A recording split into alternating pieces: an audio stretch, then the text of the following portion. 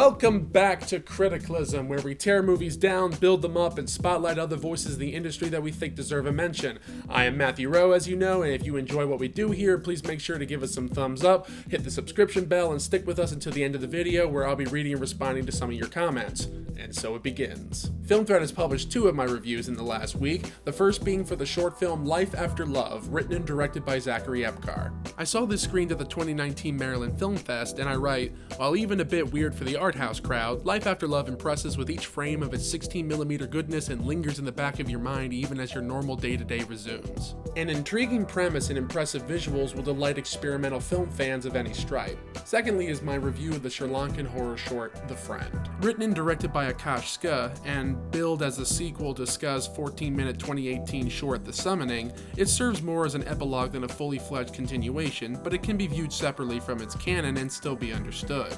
While a bit by the numbers and more of a scary scene than a full film, the effects and camera work make The Friend well worth its brisk runtime. And someone get both Zach and Akash to, release these films publicly? It's a little hard to champion underplayed movies when they're not publicly available. Make it a little easier on me, please. Trailers and reviews below. Coming from Under the Radar magazine, we have a pair of Kino Lorber Blu-rays. Firstly, we look at vampires in a brand new way, or at least brand new as of 2009, with Park Chan-wook's Thirst. This is by far the wackiest film I've ever seen from Park Chan-wook, and that's saying a considerable amount. Scenes switch from sickly sinister to hilariously bizarre in an instant, and there's never a boring moment. If you love Korean cinema, Chan-wook's iconic style, or just vampire movies, Thirst is a wild roller coaster of zany antics and lore that'll definitely entertain and surprise. And lastly, we have the special edition Blu-ray of the incendiary, controversial Alan Parker civil rights murder mystery, Mississippi Burning. I write, honestly, there are many facets of Mississippi Burning that warrant criticism, while other details absolutely do not, though this is of course from my own limited perspective. The biggest conflict I can see with this film, from its release to the present day, can be directly attributed to the factual foundations by which the film was constructed. Even by Parker's own admission, this film was not trying to be historically accurate. While Parker's film is powerful enough on its own right, the real-world reactions to it make the story behind Mississippi Burning all the more interesting. Both movies and reviews in the scribbly do. That's the end of my reviews, but I have to give a shout out to another film essayist out there creating some great work.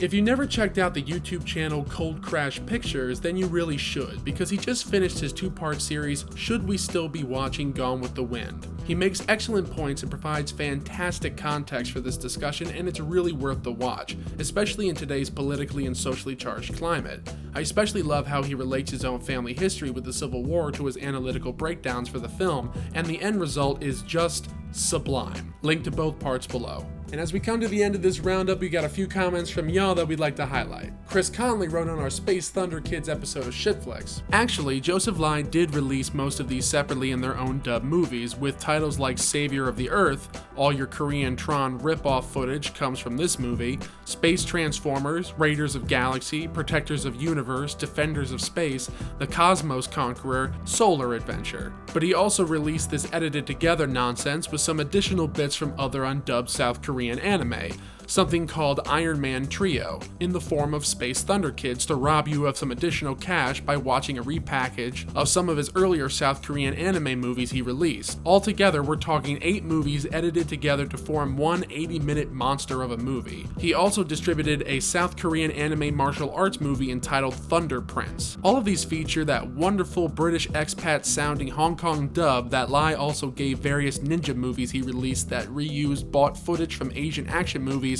that actually didn't involve ninjas at all. Wow. Thanks, Chris. We said multiple times throughout the episode that it was one film that was stitched together from numerous unknown sources, but now I know, and I'm pretty happy about it. This was honestly my first brush with Joseph Lai, and considering his extended filmography, it sounds like he'll be perfect fodder for the series. He might turn into our next David Akoto. You never know. In our most recent video, the top 10 silent films you may have missed, we got comments from YouTube to Reddit to Facebook to even LinkedIn. Y'all seem to really like this one. I'm like a virus. I aim only to infect you with a love of silent cinema. Lance Lucero wrote, what do you think of Haxan 1922? Well, Lance, great question. Haxan, also known as The Witches or Witchcraft Through the Ages by Benjamin Christensen, was very much in competition for that list, mainly due to the fact it's a very fine horror. You never know. Maybe I'll do a list about top silent horror films. It might make an appearance. Devachko on Reddit commented, "Excellent list, great analysis too. Oscar Michaud should be seen way more. You should definitely do a second part to this. May I suggest Der Golem and La Souriante Madame Baudet." Thanks so much, Devachko. I'm excited that you're excited at the possibility of turning that list into a series. I have seen Der Golem, but I'm always on the lookout for new silent films, so thank you for the recommendation. Thanks everyone for hanging 10 until the end. What'd you guys think of the movies? Did you check out the reviews, the other people that I mentioned? What are your thoughts? Let us know in the comments section. Socials and Patreon all in the script, and I'll check you guys next week. Until next time.